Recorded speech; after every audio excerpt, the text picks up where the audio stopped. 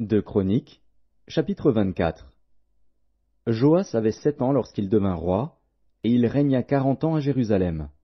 Sa mère s'appelait Tsibja, de Beer-Shéba.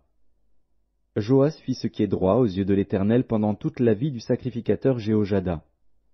Jéhojada prit pour Joas 2 femmes, et Joas engendra des fils et des filles. Après cela, Joas eut la pensée de réparer la maison de l'Éternel. Il assembla les sacrificateurs et les Lévites, et leur dit, « Allez par les villes de Juda, et vous recueillerez dans tout Israël de l'argent, chaque année, pour réparer la maison de votre Dieu. Et mettez à cette affaire de l'empressement. » Mais les Lévites ne se hâtèrent point. Le roi appela Jéhojada, le souverain sacrificateur, et lui dit, « Pourquoi n'as-tu pas veillé à ce que les Lévites apportassent de Juda et de Jérusalem l'impôt ordonné par Moïse, serviteur de l'Éternel, et mis sur l'assemblée d'Israël pour la tente du témoignage? Car l'impie Athali et ses fils ont ravagé la maison de Dieu et fait servir pour les Baals toutes les choses consacrées à la maison de l'Éternel. » Alors le roi ordonna qu'on fît un coffre, et qu'on le plaça à la porte de la maison de l'Éternel, en dehors. Et l'on publia dans Juda et dans Jérusalem qu'on apporta à l'Éternel l'impôt mis par Moïse, serviteur de l'Éternel, sur Israël dans le désert. Tous les chefs et tout le peuple s'en réjouirent, et l'on apporta et jeta dans le coffre tout ce qu'on avait à payer.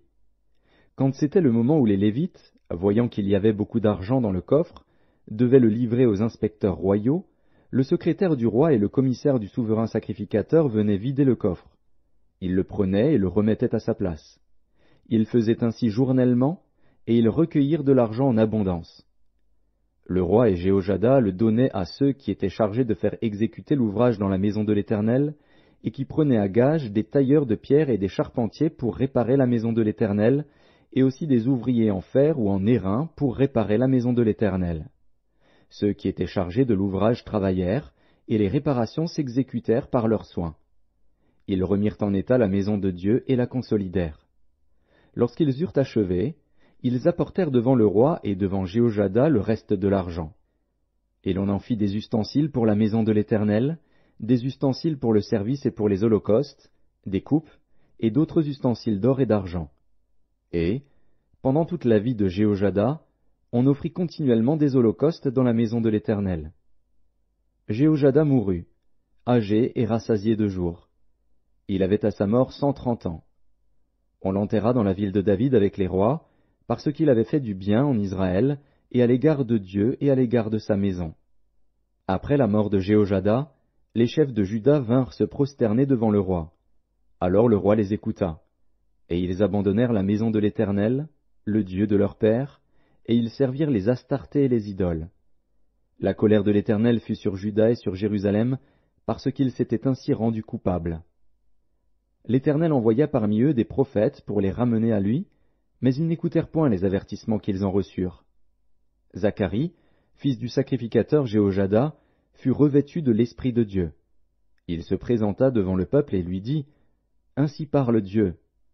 Pourquoi transgressez-vous les commandements de l'Éternel? Vous ne prospérerez point, car vous avez abandonné l'Éternel, et il vous abandonnera. » Et ils conspirèrent contre lui, et le lapidèrent par ordre du roi, dans le parvis de la maison de l'Éternel. Le roi Joas ne se souvint pas de la bienveillance qu'avait eue pour lui Jéhojada, père de Zacharie, et il fit périr son fils. Zacharie dit en mourant, « Que l'Éternel voie, et qu'il fasse justice. » Quand l'année fut révolue, l'armée des Syriens monta contre Joas, et vint en Juda et à Jérusalem. Ils tuèrent parmi le peuple tous les chefs du peuple, et ils envoyèrent au roi de Damas tout leur butin. L'armée des Syriens arriva avec un petit nombre d'hommes. Et cependant l'Éternel livra entre leurs mains une armée très considérable, parce qu'ils avaient abandonné l'Éternel, le Dieu de leur père. Et les Syriens firent justice de Joas. Lorsqu'ils se furent éloignés de lui, après l'avoir laissé dans de grandes souffrances, ses serviteurs conspirèrent contre lui à cause du sang des fils du sacrificateur Jéhojada. Ils le tuèrent sur son lit, et il mourut. On l'enterra dans la ville de David, mais on ne l'enterra pas dans les sépulcres des rois. Voici ceux qui conspirèrent contre lui, Zabad, fils de Shiméath, femme ammonite, et Josabad, fils de Shimrith, femme moabite. Pour ce qui concerne ses fils, le grand nombre de prophéties dont il fut l'objet et les réparations faites à la maison de Dieu, cela est écrit dans les mémoires sur le livre des rois. Amatsia, son fils, régna à sa place.